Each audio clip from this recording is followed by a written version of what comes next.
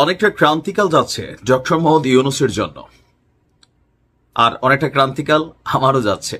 যাই হোক, আসছি মূল নিউজে। আমার এই চ্যানেলটাতে মাঝে মাঝে নিউজ আপনাদের জন্য আপলোড করি, যে আমার যেটা অরিজিনাল চ্যানেল এখন এই মুহূর্তে যেটাতে আমি নিউজগুলো আপলোড করছি, অনেকেই খুঁজে পাচ্ছেন না। এই ভিডিওটির নিচে যে কমেন্টগুলো আছে, জাস্ট কমেন্টে আপনি একটা টাচ করেন, টাচ করার পরে সেখানে একটা লিঙ্ক পাবেন পিন কমেন্টে। ওই লিঙ্কটাতে ক্লিক করলে সরাসরি আমার নতুন যে চ্যানেল নাইম কোরিয়া সেইখানে চলে যাবে। ওইখানে আপনারা সাবস্ক্রাইব করে নোটিফিকেশন অন করে রাখবেন, যখন নিউজ আপলোড করি আপনাদের কাছে পৌঁছে যাবে।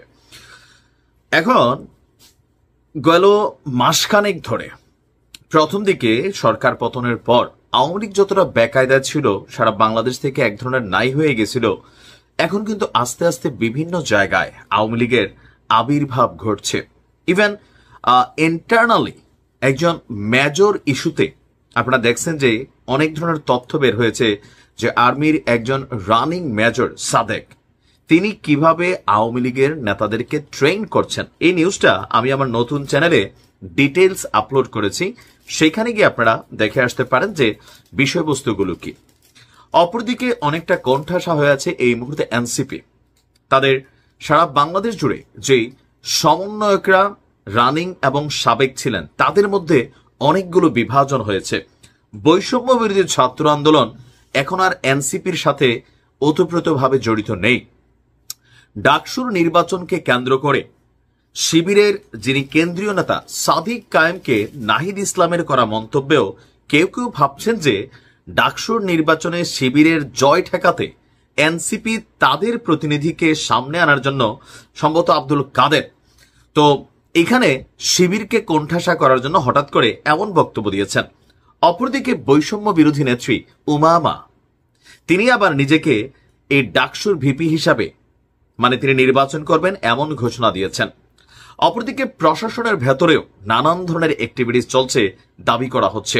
আমরা দেখছি মাঝে মাঝে বেশ কিছু পুলিশ কর্মকর্তাকে বরখাস্ত করা হচ্ছে। আবার অনেক জায়গায় আওয়ামী লীগ তাদের গোপন মিটিং মিছিল চালিয়ে যাচ্ছে। ঝটিকা মিছিল তো দেখলামই। ইভেন গোপালগঞ্জের ঘটনার পর গাজীপুর সহ আরো বেশ কিছু ঘটনা সামনে আসছে, যেখানে একত্রিত হচ্ছে আওয়ামী লীগ। আপনি স্বীকার করেন আর না করেন, বাংলাদেশে একটা বড় অংশ এই আওয়ামী লীগের সাপোর্টার আছে।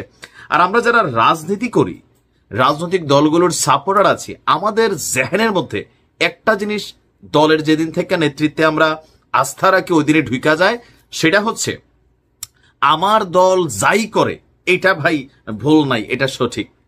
দলের নেতা অলওয়েজ সঠিক, এটা ভালো হোক খারাপ হোক। যদি ভালো হয় সেটা তো প্রশংসা করি, খারাপ হইলেও সেটার প্রশংসা করি। সেটার বিপরীতে যদি কেউ কথা বলে তাকে সাইজ করার চেষ্টা করি, তাকে কাউন্টার করি এবং নেতৃত্বের পক্ষে অবস্থান নেই। আরেকটা জিনিস আমাদের রাজনৈতিক দলগুলো আমাদের জেহানের মধ্যে ঢুকাই দিছে, যে আপনি যেই দল করেন এই দলের বিপরীতে যে দলগুলো আছে তাদের কোনো প্রশংসা করা যাবে না। আর আমাদের দলগুলোই সর্বোচ্চ নেতৃত্ব থেকে একদম রুট লেভেল পর্যন্ত একটা শিক্ষা আমাদেরকে দিয়ে দেয়। বিপরীত দলের নেতাদেরকে বা বিপরীত আমার অপছন্দের যে রাজনৈতিক দলগুলো আছে তাদের নেতাদেরকে অপমান করাটা হচ্ছে রাজনৈতিক একটা শিষ্টাচার। কিন্তু এই জিনিসগুলোর কারণেই বাংলাদেশে সরকার পরিবর্তন হোক, প্রেক্ষাপট পরিবর্তন হোক, এই দেশে প্রকৃতপক্ষে বাংলাদেশের যে ভাগ্য পরিবর্তন হওয়ার বিষয়টা সেইটা ঘটে না। যাই হোক, নিয়মিত নিউজ আপলোড করব আমার নতুন চ্যানেলে, আপনারা নিউজগুলো দেখবেন।